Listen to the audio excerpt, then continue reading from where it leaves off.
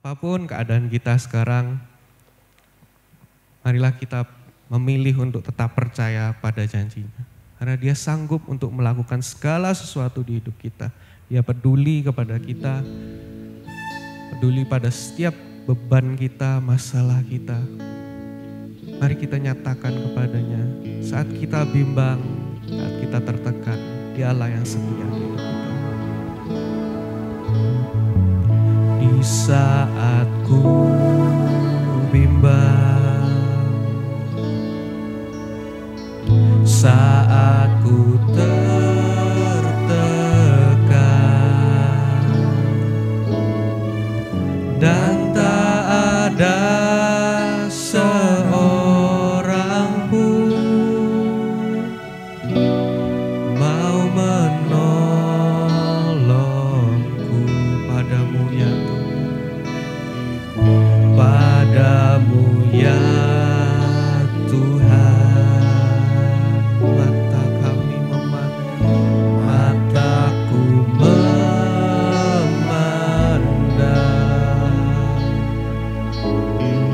sebab pertolongan bagiku hanya darimu. Tuhan, ku percaya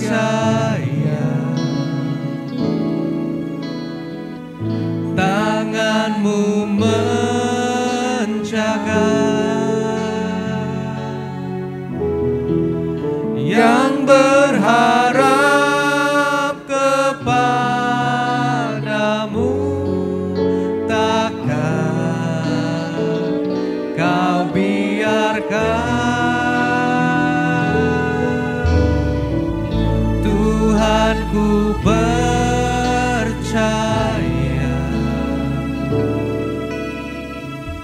janji-Mu setia, tetap ku hidup bagi-Mu sampai selamanya.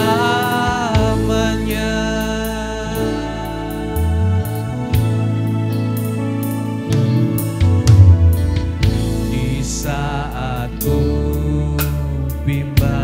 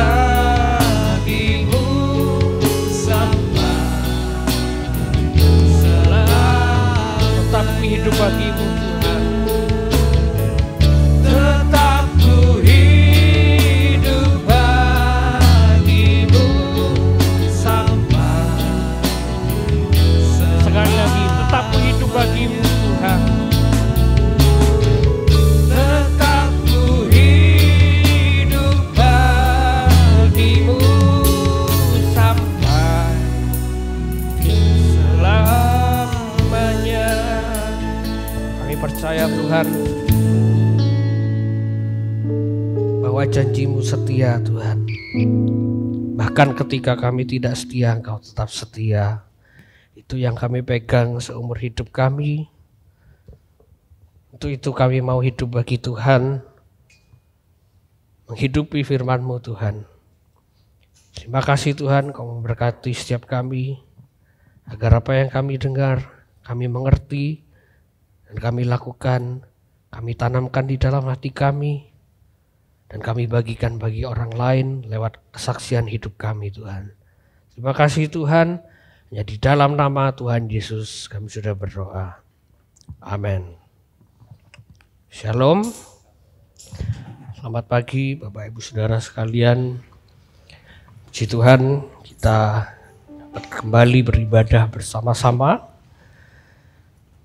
Pagi hari ini saya memberikan judul firman Tuhan, Allah Juru Selamat. Melanjutkan apa yang lalu, bahwa kedatangan Kristus adalah realisasi rencana besar Allah atas keselamatan kita dan menjadi fondasi yang kokoh atas iman kita.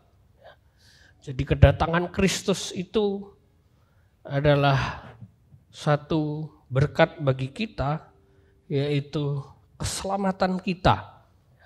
Dan segala usaha kita sebesar apapun tidak akan pernah bisa menggantikan kasih karunia Allah. Amin. Tapi saya percaya kasih karunia itu bukan datang kepada orang yang tidak pernah berusaha, tidak pernah meminta, mencari dan mengetok. Tapi kasih karunia itu datang kepada anak-anak yang berharap kepada Tuhan. Firman Tuhan katakan, mendekatlah kepada Allah dan Dia akan mendekat kepadamu. Kita tidak bisa datang mendekat secara harafiah kepada Tuhan. Dalam wujud fisiknya tidak bisa bersentuhan langsung menyentuh Tuhan itu seperti apa. Tetapi Tuhan itu ada di sekitar kita. Tapi bukan secara fisik. Jadi lebih dekat dalam arti secara rohani. Kita dapat memanggil Dia Bapa, kita dapat mendekati Dia, kita dapat berseru-seru kepada Tuhan, kita dapat menyampaikan keluh kesah kita dapat menyampaikan apapun yang kita mau. Bahkan kita juga bisa menyampaikan apa yang tidak orang lain mengerti. Kadang kita ngomong ke orang bisa salah paham.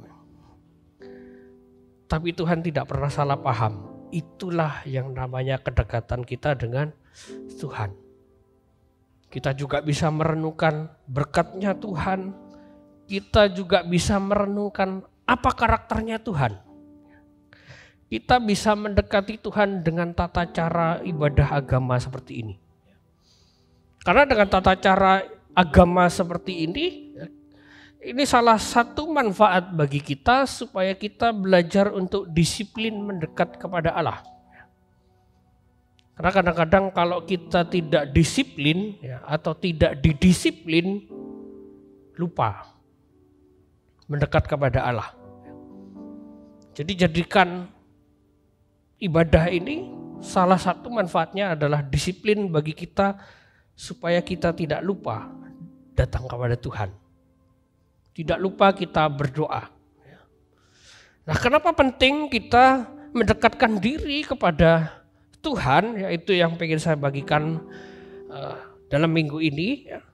Dalam Mazmur 62 dikatakan begini, hanya dekat Allah saja aku tenang. Daripadanya lah keselamatanku. Jadi tidak hanya Allah yang mendekat, tetapi kita yang mendekat, akhirnya kita jadi tenang. Kenapa bisa tenang gitu ya? Kalau Bapak Ibu Saudara, mungkin Bapak-bapak ya, suka nonton sepak bola. Ketika nonton itu secara live, ya, apalagi itu tim favorit kita, ada rasa berdebar-debar. ketika musuhnya menyerang berdebar-debar. Jangan sampai gol gitu ya. Kalau timnya mau nyerang, ayo gitu ya. Bandingkan ketika kita menonton pertandingan ulang, tayangan ulangnya. Sudah tahu skornya. Tenang. Udah tahu pasti kalah. Udah tahu pasti menang gitu ya. Itu Tuhan. Ketika kita dekat dengan Allah, kita akan mengerti yang namanya rencananya Tuhan. Seperti ilustrasi tadi. Kita sudah tahu hasil pertandingan itu seperti apa. Tuhan itu kan sudah punya rencana sampai masa depan kita. Kita deketinlah dia supaya kita tahu apa rencananya. Dengan begitu kita akan tenang. Tidak mudah khawatir. Karena Allah tidak akan pernah memberitahukan rencana besarnya kepada orang yang tidak dekat dengan dia. Gak mungkin Bapak. Satu perusahaan tidak mungkin membeberkan strategi bisnisnya kepada orang yang bukan karyawannya. Apalagi saingan bisnisnya, itu tidak mungkin. Tuhan pun sama. Makanya ada di luar sana banyak orang tidak mengerti rencana Tuhan, rencana besar Tuhan atas keselamatan umat manusia. Banyak orang yang tidak mengerti. Bahkan orang-orang percaya pun lebih suka dia jauh daripada Tuhan. Atau tinggal di luar Kristus. Kenapa? Karena dosa. Manusia cenderung mencintai yang namanya kegelapan. Kegelapan itu tidak perlu diundang. Dia akan datang dengan sendirinya. Tetapi yang jadi pertanyaan, apakah terang itu hadir di dalam hidup kita? Kegelapan itu selalu ada, Bapak. Dimanapun perbuatan jahat itu bisa terjadi, termasuk di gereja. Tetapi yang jadi pertanyaan, apakah terang itu hadir di dalam diri kita? Kadang-kadang kilaf gitu ya. Kadang-kadang jatuh di dalam dosa. Kadang-kadang salah berbicara. Itu manusiawi. Rencana indahnya yaitu keselamatan yang tanpa syarat. Bapak Ibu perlu pahami, keselamatan itu tidak ada syaratnya. Bukan berarti kita taat terus pasti diselamatkan. Kita lihat ya, bahwa keselamatan itu tidak punya syarat. Mau kita berdoa serajin mungkin tidak akan membuat kita diselamatkan. 1 Yohanes 4 ayat 10 bilang gini, inilah kasih itu, bukan kita yang telah mengasihi Allah, tetapi Allah yang telah mengasihi kita dan yang telah mengutus anaknya sebagai pendamaian bagi dosa kita. Jadi kasih itu bukan kita mengasihi Tuhan, tapi kasih itu Allah telah mengasihi kita. Jadi yang namanya perjanjian, ya kita tadi nyanyi, Tuhan ku percaya janjimu setia. Janji Tuhan itu sepihak. Janji Tuhan itu tidak pernah dua pihak. Kenapa? Jatuhnya manusia dalam dosa, akibatnya manusia itu kehilangan syarat untuk membuat perjanjian dengan Tuhan. Manusia jatuh dalam dosa, tidak punya kapasitas untuk bikin janji sama Tuhan. Tidak layak, tidak mampu, tidak bisa. Contoh, misalnya saya mau berbisnis dengan Om Doni di sini. Kita bisnis harus investasi. Saya 90%, Om Doni 10%. Nanti keuntungannya saya 90%, Om Doni 10%. Ketika saya investasinya tidak sampai 90%, saya cuma 10%. Kira-kira apakah Om Doni mau melanjutkan bisnis dengan saya? Tentu tidak mau. Rugi. Karena Om Doni harus memenuhi 90%-nya baru supaya bisnis itu jalan. Bapak. Itu perjanjian dengan manusia. Bapak. Kalau perjanjian cara manusia diterapkan kepada perjanjian Tuhan dengan manusia, Bapak, batal, Bapak. Gagal, kita semua tidak ada yang selamat. Loh kenapa? Karena manusia pasti gagal menepati janji, Bapak. Untuk taat. Adakah Bapak Ibu Saudara yang bisa taat selama 1 tahun saja tanpa bikin dosa? 1 pun. Coba angkat tangan, Bapak. Ketika kita angkat tangan, disitulah kita mulai berdosa, Bapak. Di situ kita berbohong. Benar? Karena tidak ada yang luput dari yang namanya dosa, Bapak. Jadi perjanjian Allah dengan manusia itu harus sepihak. Tidak bisa 2 pihak. Oh, kalau kamu taat, aku akan selamatkan. Berapa orang yang diselamatkan Tuhan? Sejauh sepanjang sejarah umat manusia cuma 2, Bapak. Henok dan Elia. Itu pun saya yakin karena kasih karunia Tuhan. Bukan karena Henok dan Elia taat 100%. Pasti ada jatuhnya. Masih manusia. Tapi semua karena kasih karunia Tuhan. Jadi perjanjian Allah dengan manusia itu perjanjian kasih karunia yang berdaulat. Harus sepihak. Karena jika tidak sepihak itu tadi mudah batal. Karena sifat manusia yang sangat tidak setia.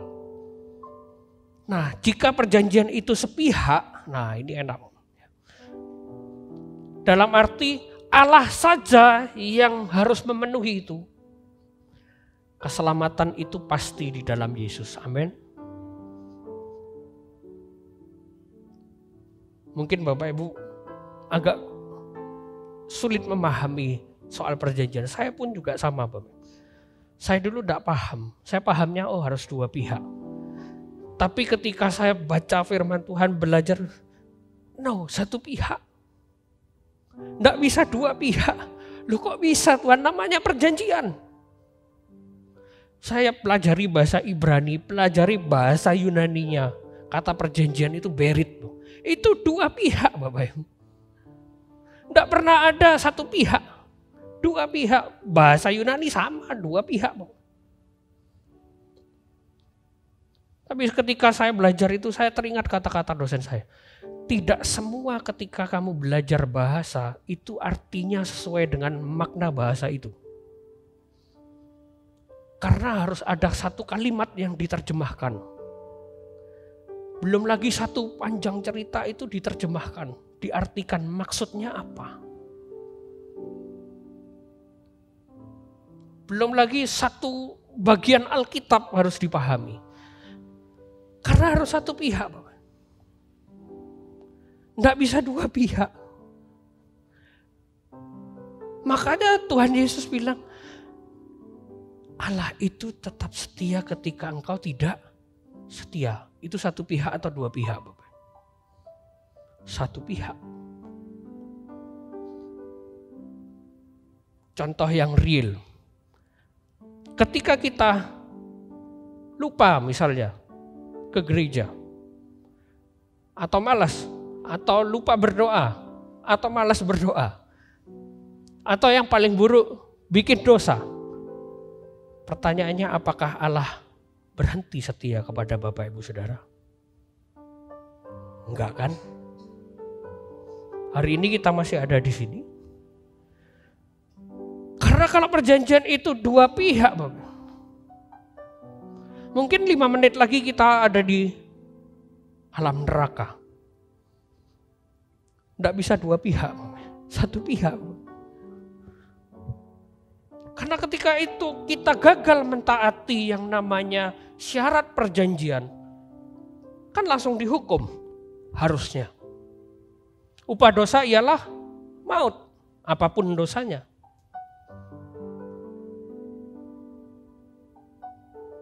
Sekecil apapun kesalahan yang kita buat dampaknya, hukumannya maut dong. Artinya perjanjian itu tidak bisa dua pihak, satu pihak. Dan benar-benar satu pihak. Tadi kita nyanyi, apa yang tak pernah dilihat mata, yang tak pernah didengar oleh telinga, semua disediakannya bagi yang mengasihi Dia. Loh, itu kan dua pihak. Orang yang tidak mengasihi Dia tetap diberkati Tuhan, tapi yang pernah dilihat mata, kan gitu. Yang mengasihi Dia dapat berkatnya lebih besar, apa? Yang tidak pernah dilihat mata. Apa itu? Berkat terbesarnya keselamatan itu. Kita tidak pernah lihat keselamatan itu secara nyata.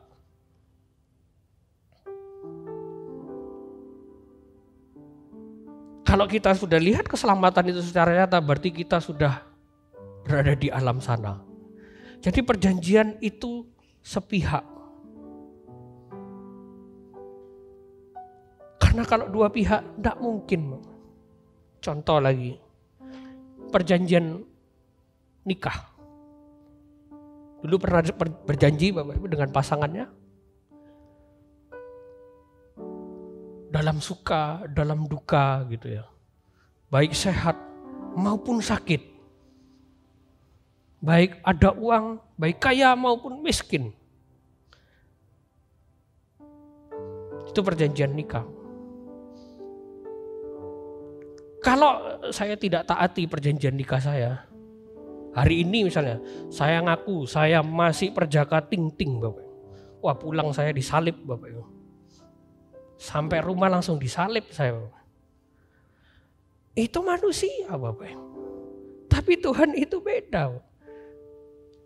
Kasih karunia adalah syarat tunggal untuk keselamatan kita. Artinya apa? Syaratnya cuma dari Tuhan, tidak ada dari kita. Tuhan memilih manusia itu berdasarkan kasih karunia, bukan karena kita baik. Tapi karena Dia tahu bahwa kita tidak akan pernah menolak yang namanya kasih karunia itu. Jadi ketika Bapak Ibu tahu ada kasih karunia, kejar itu Bapak Ibu. Itu yang tidak pernah dilihat mata. Tapi berkat Tuhan itu tidak hanya nanti-nanti saja, hari ini Bapak, juga kita terima. Apa itu? Yohanes 14 ayat 6. Kata Yesus kepadanya, akulah jalan dan kebenaran dan hidup. Ketika saya renungkan kalimat ini, Tuhan ngapain kasih hidup? Orang kita masih hidup. Untuk apa? Buktinya kita hidup. Bahkan ketika kita berdosa, kita tetap hidup. Katanya upah dosa ialah maut, tapi kenapa hidup?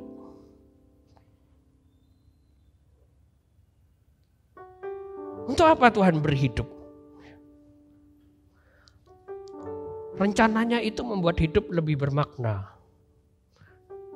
Kalau kata salah satu iklan, rokok bikin hidup lebih hidup gitu ya.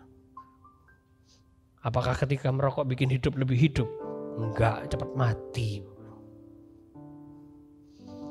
Yang merokok umurnya panjang, itu kalau enggak merokok lebih panjang lagi Bapak. Jadi jangan pakai logika gitu. Rokokan bikin watuk. Orang yang merokok dibilangi gitu enggak akan percaya. Yang enggak rokokan juga watuk gitu ya.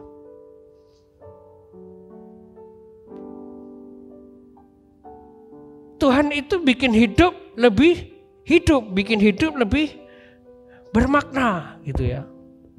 Perjanjiannya itu tidak hanya keselamatan nanti, tapi hidup ini lebih bermakna. Hidup berkemenangan. Hidupnya lebih hidup. Karena kenapa? Di luar rencana Tuhan, kita bukan hidup, kita hanya bertahan hidup. Di luar rencana Tuhan, kita cuma nunggu antrian masuk kerangkang sana, Bapak. Cuma bertahan hidup, bukan hidup.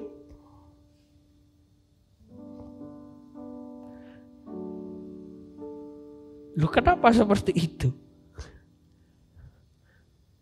Bukan hidup itu, Bapak.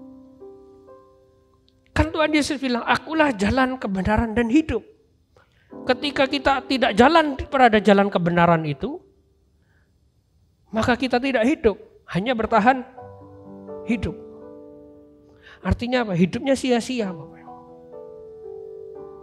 Hidup sia-sia itu tidak enak.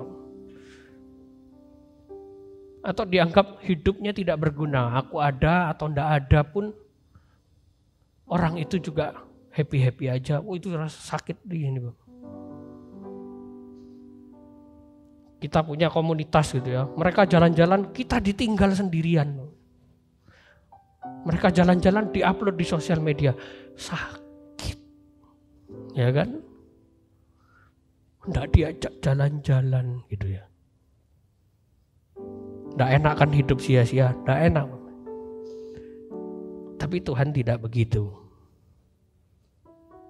Dia tetap setia walaupun kita tidak setia.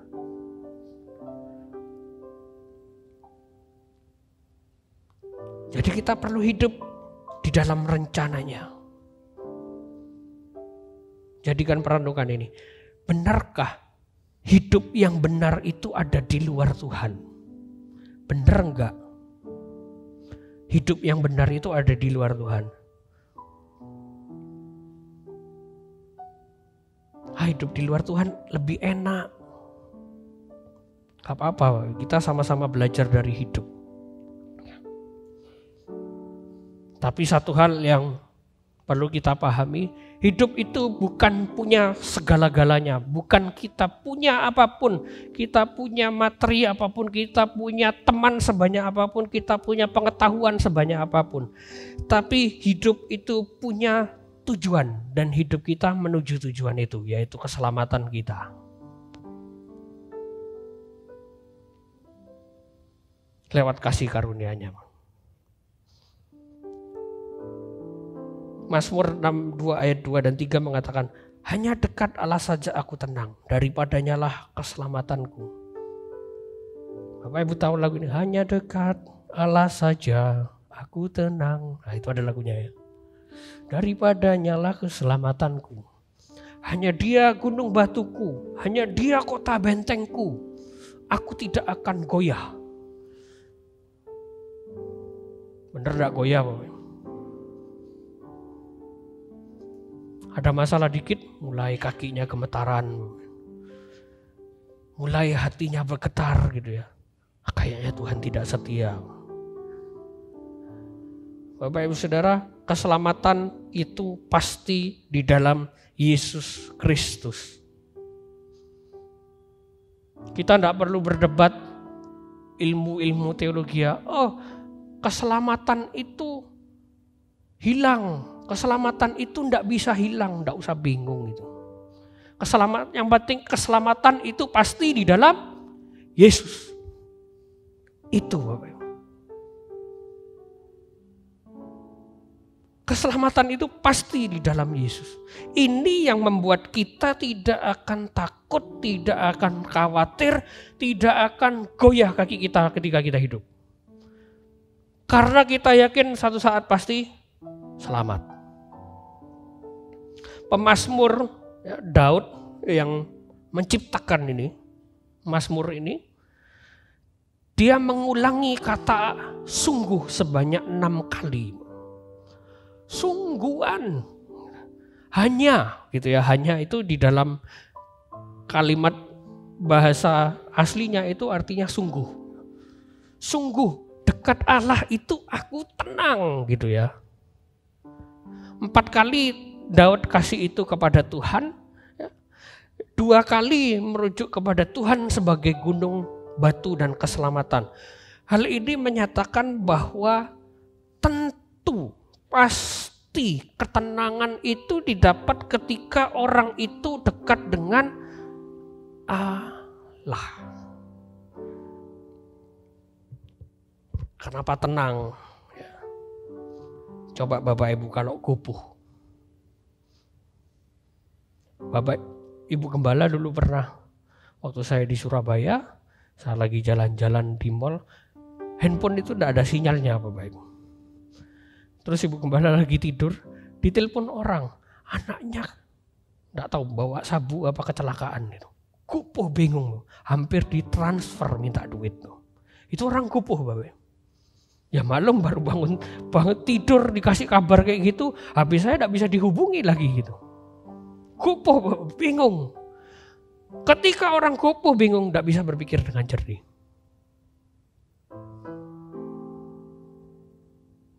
Makanya yang namanya penipuan, yang namanya papa minta pulsa itu, ya, ditelepon, Bapak Ibu ditawari uang dulu. Supaya apa? Supaya senang. Ketika senang, pikiran itu akan sulit berpikir dengan jernih. Butuh ketenangan. Tarik nafas dulu, tenang dulu, baru bisa berpikir dengan jernih. Loh kenapa kok Daud itu kepingin kita itu tenang? Supaya kita tidak mengandalkan yang lain-lainnya Bapak Ibu.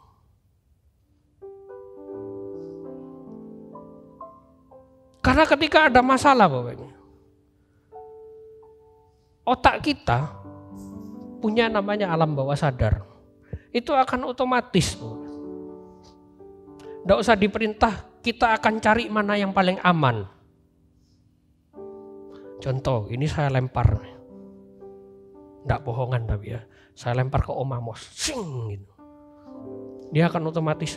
Nah, gitu ya. Gak mungkin diparani mic-nya gitu ya. Itu otomatis Bapak. Ini baru mic Bapak. Coba yang tak lempar duren Bapak. Ini beda Bapak. Ditangkap pakai karung gitu ya. Dibawa pulang dimakan. Yang tak lempar bom coba. Lari Bapak. Itu otomatis Bapak. Ketika manusia itu kena yang namanya masalah Bapak, otomatis apa yang di alam bawah sadar kita gimana cara nyelesainya paling gampang, paling cepat, paling mudah. Buka Google lah, selesai masalah. Atau berdoa, wah puji Tuhan, gitu ya. Karena di situ kita bisa tenang. Pemazmur itu pengen mengatakan begitu. Tidak ada hal yang lain yang bisa diandalkan karena dunia itu hanya memberikan ketenangan yang palsu. Cuma sebentar. Saya pun juga menghadapi beban pergumulan.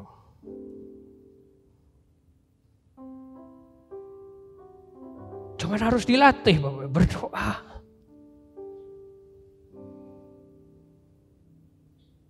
Supaya apa? Supaya tenang, bisa berpikir dengan jernih. Pemazmur itu pengen ngasih tahu.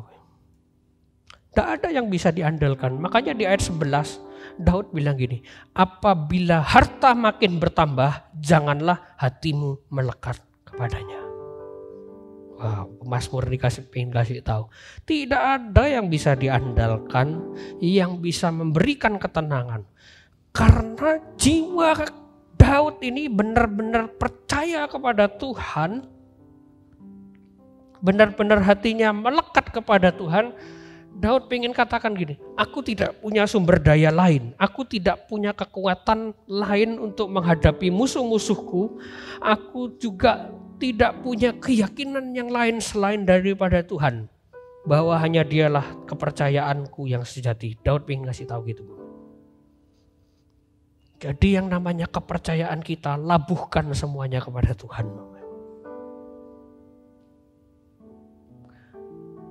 Dimarahin orang, labuhkan semuanya kepada Tuhan, tenang.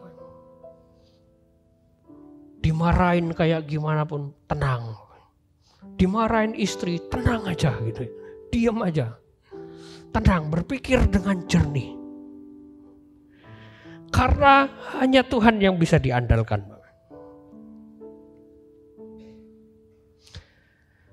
Kedekatan dengan Allah harus dibangun dengan sengaja. Harus disengaja. Tidak boleh tidak sengaja. Gimana tidak sengaja? Terpaksa. Itu kan tidak sengaja. Terpaksa datang ke gereja. Tidak sengaja gitu ya. Atau tidak sengaja nyasar ke gereja. Atau terpaksa karena kewajiban. Ya memang harus dekat. Orang Kristen harus dekat. Atau karena terhimpit masalah. Wah ini tidak sengaja beneran nih Bang. Aduh masalahnya banyak, berdoa gitu ya. Kedekatan dengan Tuhan harus dibangun dengan sengaja. Harus benar-benar disengaja. Ya memang kita mau dekat sama dia. Itu Bapak. Karena kalau kita dekat sama Tuhan tidak sengaja Bapak. Kita sama dengan ceritanya yang namanya Siti Nurbaya. Dijodohkan. Terpaksa. Enak Mbak, enggak Bapak, dijodohkan. Menikah. Dengan tidak tahu gimana bentuk dan rupanya. Gimana karakternya dia. Lalu kita dipaksa menikah dengan dia dan tidak boleh cerai. Kadang-kadang kita yang tahu pacarannya lama aja. Menikah itu kadang-kadang kaget, loh kok gini gitu ya. Makanya kedekatan dengan Tuhan itu harus disengaja. Ya memang aku mau dekat sama Tuhan. Memang aku mau berdoa. Prayer is a lifestyle, not an emergency exit. Doa itu lifestyle, bukan jalan pintu keluar. Oh kalau masalah, pasti jalan keluarnya doa. Itu yang salah. Karena kita akan kecewa kalau kayak gitu. Tidak semua masalah ketika kita berdoa, Tuhan kasih jalan keluar. Karena doa itu bukan emergency exit Bapak. Berdoa supaya dapat jalan keluar. Setelah berdoa, jalan buntu Bapak. Berarti berdoa itu tidak berguna. Itu yang perlu kita perbaiki dalam pikiran kita. Berdoa bukan jalan keluar. Berdoa jalan kehidupan. Berdoa jalan kepada Bapa. Berdoa itulah yang Tuhan Yesus lakukan. Maka itu jalan Bapak. Bukan jalan keluar. Karena Tuhan Yesus pun ketika menolong murid-muridnya tidak selalu berdoa kok. Ingat ceritanya ketika murid-murid lagi naik perahu. Terus ada badai. Tuhan Yesus ngapain? Tidur Bapak. Kok bisa tidur gitu ya? Ombaknya kayak gitu ya. Itu kan demonic attack gitu ya. Kalau dibaca itu serangan setan Bapak. Itu bukan peristiwa alam biasa. Karena tidak mungkin di danau yang tenang itu ada badai Bapak Ibu. Tidak mungkin. Itu kalau bukan setan Bapak, itu pasti setan gitu ya. Tuhan Yesus tidur. Terus ketika muridnya bangun, guru bangun. Apa yang Tuhan Yesus buat? Apakah Tuhan Yesus berdoa? Enggak. Tuhan Yesus ngapain? Dia berdiri di atas perahu, dia bilang, badai tenanglah. Tuhan Yesus ingin ngasih tahu, doa itu bukan jalan keluar dari masalahmu. Doa itu gaya hidup. Makanya Tuhan Yesus bilang, berjaga-jagalah dan berdoalah. Bukan supaya karena masalahmu nanti selesai, karena doa itu bukan jalan keluar. tapi jalan kehidupan. Jadi jangan sia-siakan, apalagi mempermainkan doa hanya sebagai pintu keluar darurat. Doa itu cara kita mendekat kepada Tuhan. Yang paling enak, paling murah. Tidak perlu diketahui semua orang bagaimana kita berdoa. Yang penting berdoa aja. Mazmur 62 ayat 1 ditulis begini. Untuk memimpin biduan. Bukan biduan dangdut ini Bapak. Pemimpin biduan, pemimpin musik. Ya. Menurut dia itu Mazmur Daud. Ya. Mazmur ini Daud yang menciptakan. Tapi bukan Daud yang nyanyikan. Jadi tidak semua Mazmur itu Daud nyanyikan. Daud bikin kasih ke pemimpin pujian. Nih nyanyikan. Apa maknanya dari sini? Mazmur 62 itu memang diciptakan oleh Daud. Tapi Mazmur ini diberikan kepada pemimpin biduan supaya banyak orang mendengar.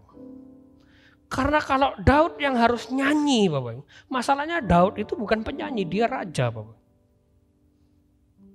Kalau dia disibukkan dengan yang namanya kegiatan bernyanyi, Bapak. Itu kerajaan dangdut, bukan kerajaan Israel, Bapak.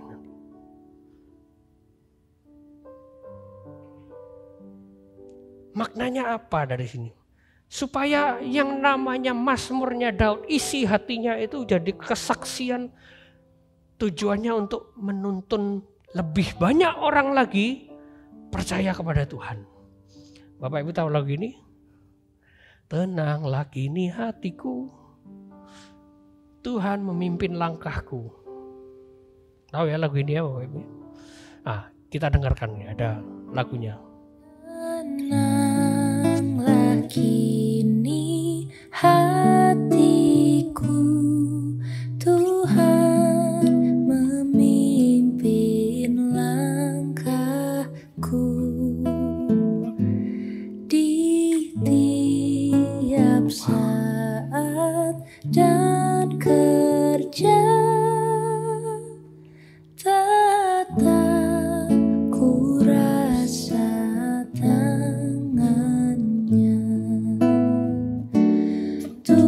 Tuhanlah yang membimbingku, tanganku dipegang teguh, hatiku berserah penuh, tanganku dipegang teguh. Tahu ya lagu ini Bapak Ibu ya? Ini lagu orang Protestan. Kidung Jemaat nomor 410. Lagu ini terjemahan dari bahasa Inggrisnya He led me, dia yang memimpinku. Nah, latar belakang dari lagu ini Bapak Ibu. Lagu ini ditulis oleh seseorang yang bernama Joseph Henry Gilmore. Waktu dia menulis ini, dia masih seorang calon pastor. Waktu dia diminta berkhotbah di satu gereja, dia mengkhotbahkan Mazmur 23. Tuhan adalah gembalaku. Terus dia tulis kalimat ini. Ini ditulis tahun 1862. Waktu itu di Amerika lagi ada Civil War, perang saudara, lagi krisis gitu. Tapi si pastor ini dia tulis kalimat ini gitu ya. Bapak Ibu Saudara, kalimat ini bukan ditulis untuk bikin lagu. Jadi sebenarnya ini bukan lagu. Dia tulis karena dia cuma benar-benar tertarik dengan yang namanya Tuhan memimpin aku. Lalu dia tulis kalimat ini. Terus kenapa ini familiar di telinga kita? Padahal ini tahun 1862. Kita familiar dengan lagu. Istrinya nganggur Bapak. dilihat kok ada tulisan bagus. Diambil, dikasih ke komposer temannya dia. Nih, kata-katanya bagus, bikinin lagu. Jadi Joseph Gilmore ini tidak tahu Bapak Ibu. Itu bakal mendunia lagu ini Bapak. Bakal dikenal banyak orang lagu ini. Jadi berkat. Pesan yang ingin saya sampaikan adalah kalau kita tenang, punya ketenangan di dalam hati, sebarkan itu dengan cara-cara yang sederhana seperti tadi. Istrinya hanya ngambil catatannya dikasihkan. Cara-cara yang sederhana. Mungkin Bapak Ibu ketika sedang dalam masalah cuma bisa nyetel lagu MP3 di rumah. Cuma bisa nyetel lagu rohani yang menenangkan hati, tidak apa-apa Bapak. Orang lain yang ada di rumah Bapak Ibu itu akan dengar. Mungkin cuma bisa lihat YouTube bisa tenang. Tapi orang lain lihat Bapak. Dan itu jadi berkat Bapak. Jadi ketenangan kita yang kita punya ketika kita menaruhkan harapan kita kepada Tuhan akan jadi kesaksian yang indah buat orang lain. Wah, orang Kristen itu kalau ada masalah tenang. Kalau dia dihina, ditusuk dari belakang, dia tetap tenang. Ayat terakhir 1 Petrus 4 ayat 7 bilang begini.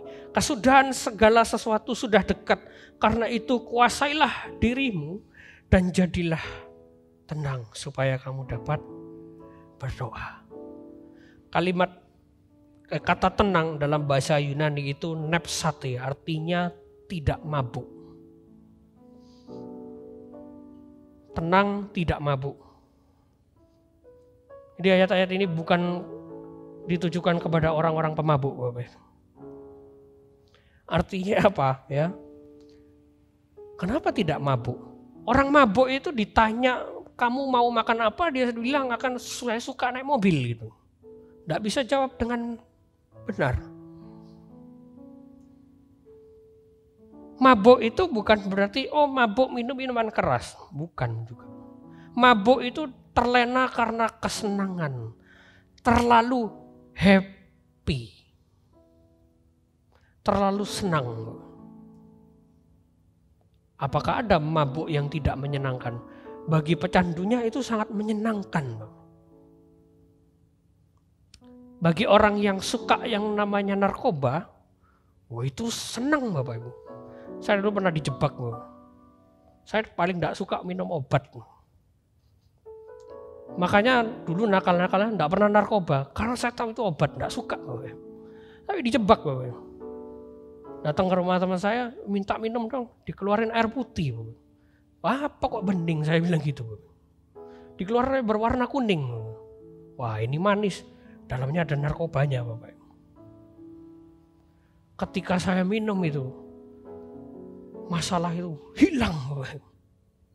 Itu baru jatuh, saya baru jatuh dari sepeda motor. Seperti hilang semuanya, saya naik sepeda motor kayak Valentino Rossi kata teman saya. Teman saya di belakang sampai ketakutan Bapak. Itu efeknya narkoba Bapak. Senang sekali, kayak masalah itu, ayo masalah sini datang yang banyak. Aku hadapi semua. Mirip Bapak. Tapi apakah bisa berpikir dengan jernih? Enggak. Buktinya apa, teman saya sampai ketakutan digonceng gitu ya. Orang kalau mabuk tidak bisa berpikir dengan jernih. Tuhan kepingin kita itu berpikir dengan jernih. Terlebih lagi dengan yang namanya hikmat yang daripada Tuhan. Kenapa kita harus berpikir dengan jernih? Supaya kita doanya benar Bapak Ibu. Cara berdoanya benar dulu. Kita tidak berpikir dengan jernih, cara doa kita salah. Akhirnya apa? Jawaban doanya tidak sesuai ekspektasi kita. Kita nyalakan doa itu tidak berguna. Jadi caranya perlu benar dulu Bapak. Sehingga yang namanya kedekatan dengan Allah itu bisa terrealisasi dengan baik. Walaupun ketika kita cara doanya salah, mintanya salah sama Tuhan, Tuhan itu tetap ngerti. Tuhan tetap tahu apa isi hati kita. Ketika murid-murid itu menghadapi badai, apa yang murid-murid lakukan? Takut, Bapak. Tuhan Yesus bilang, kamu yang takut, yang kurang percaya dan kurang beriman, Tuhan bilangin. Karena ketika takut mereka tidak ngerti apa yang harus dibuat. Sama kita juga ketika kita takut, ketika kita bingung, intinya tidak tenang, tidak bisa berpikir dengan jernih, tidak bisa berpikir dengan bijak, tidak bisa berdoa dengan benar. Jadi Bapak Ibu Saudara, ketenangan itu identitas orang beriman. Identitas kita. Karena kita punya juru selamat yang hidup, amin. Punya penolong yang hidup, amin. Dan perjanjian itu sepihak, tidak mungkin dua pihak. Ketika kita lupa, Tuhan tidak pernah lupa. Sesusah-susahnya kita hidup di dunia, tetap tenang karena ada kepastian keselamatan dari juru selamat kita. Amin. Amin. Mari kita bangkit berdiri, Bapak. Kita nyanyikan lagu ini. Hanya dekat Allahku, rasa tenang hatiku.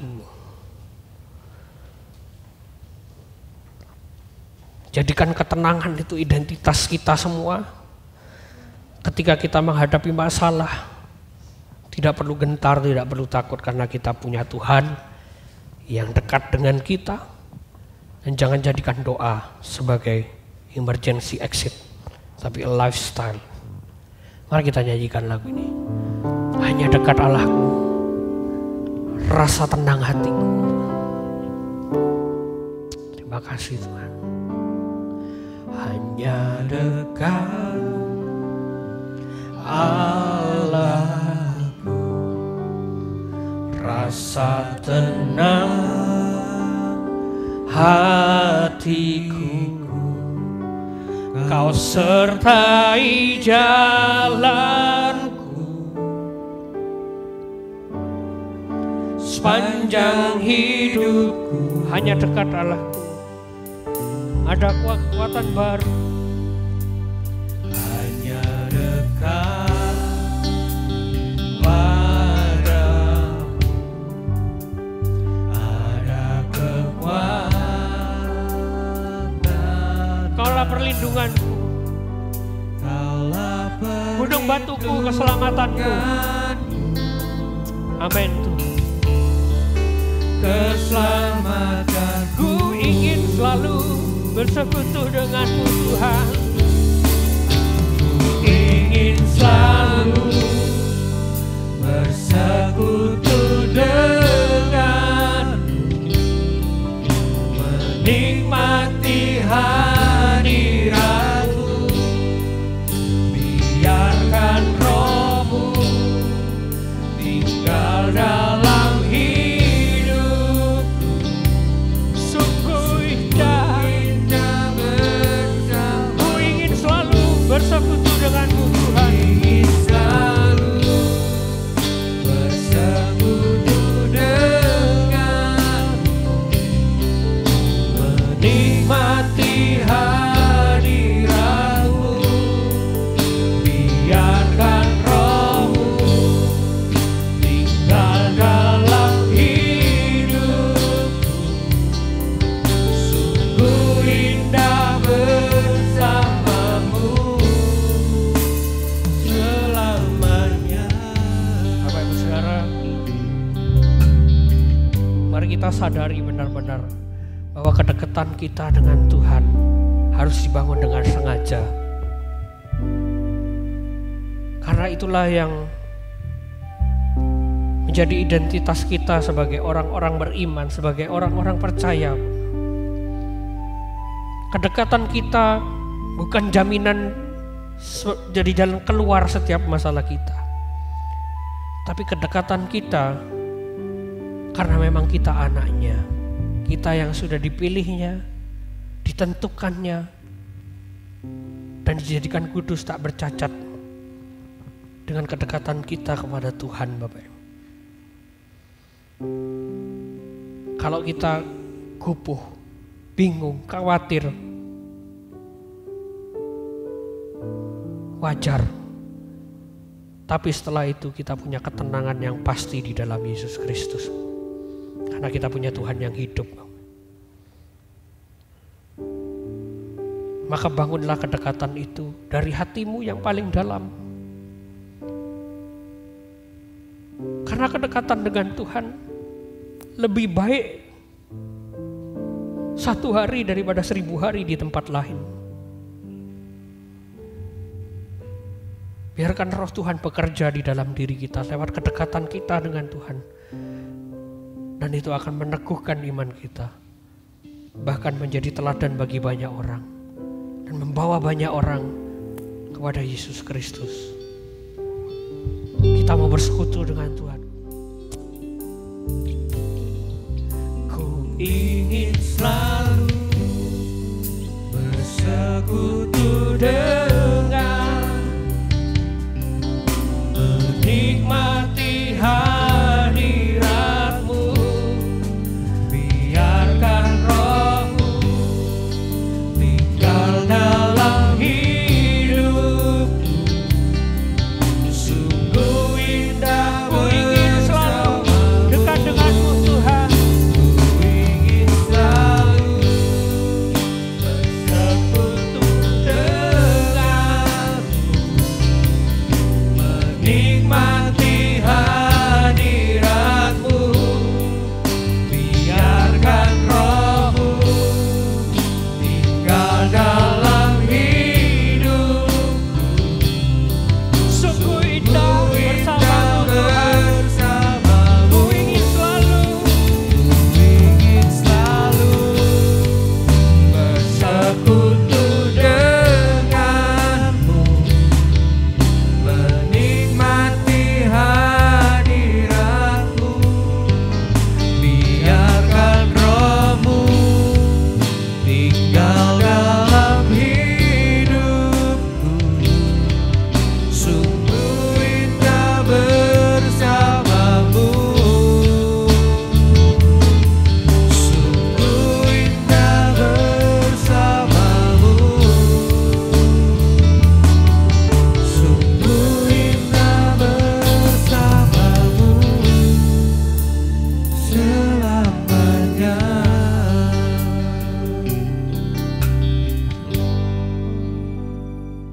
Kami mengucap syukur kepada-Mu ya Allah yang besar, yang mengasihi kami dan terus akan mengasihi kami.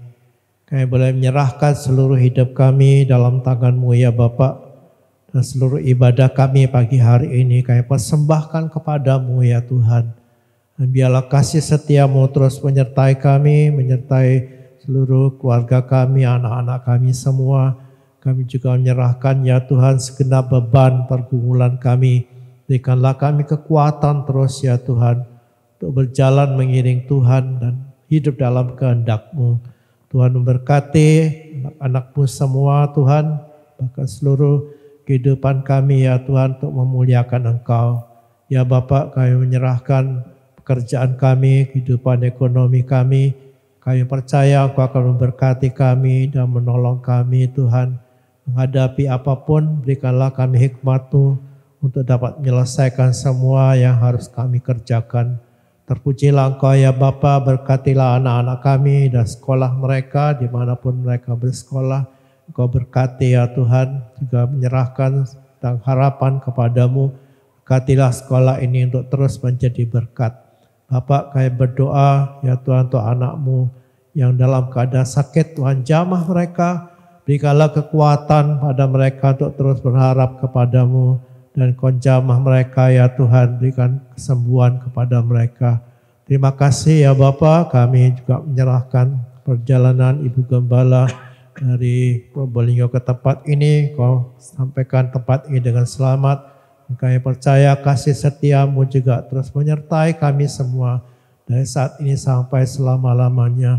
Kami boleh menyerahkan hidup kami dalam perlindungan-Mu ya Tuhan. Dan kami persembahkan hidup kami, doa kami, dan seluruh ibadah kami kepada Bapa di surga. Di dalam nama Yesus Tuhan dan Juru Selamat kami. Bapa kami yang di surga, dikuduskanlah namamu, Datanglah kerajaan-Mu, jadilah kehendak-Mu di bumi seperti di surga. Berikanlah kami pada hari ini makan kami yang secukupnya, dan ampunilah kami akan kesalahan kami, seperti kami juga mengampuni orang yang bersalah kepada kami.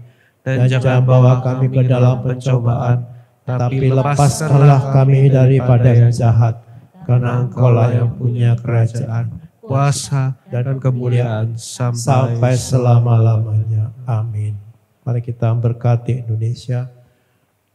Dalam nama Tuhan Yesus Kristus, diberkatilah Indonesia. Amin. Diberkatilah dengan kedamaian. Amin. Diberkatilah dengan keamanan. Amin. Diberkatilah kemakmuran. Amin. Diberkatilah dengan kesehatan. Amin. Diberkatilah presiden dan pemimpin di daerah-daerah. Diberkatilah Kabupaten Probolinggo. Amin. Diberkatilah orang-orang percaya di Kabupaten Probolinggo. Amin. Sekarang jemaat yang dikasihi Tuhan, terimalah berkat dari Allah Bapa itu yang akan melimpah atas hidupmu dan kekuatannya terus mengalir di dalam hidupmu. Diberkatilah engkau dimanapun engkau berada. Dan Yesus Kristus dengan damai sejahteranya menyertai saudara sekalian. Dan Roh Kudus mengurapi, memimpin dan memberkati engkau untuk menjadi berkat bagi banyak orang. Dalam nama Tuhan Yesus Kristus. Amin.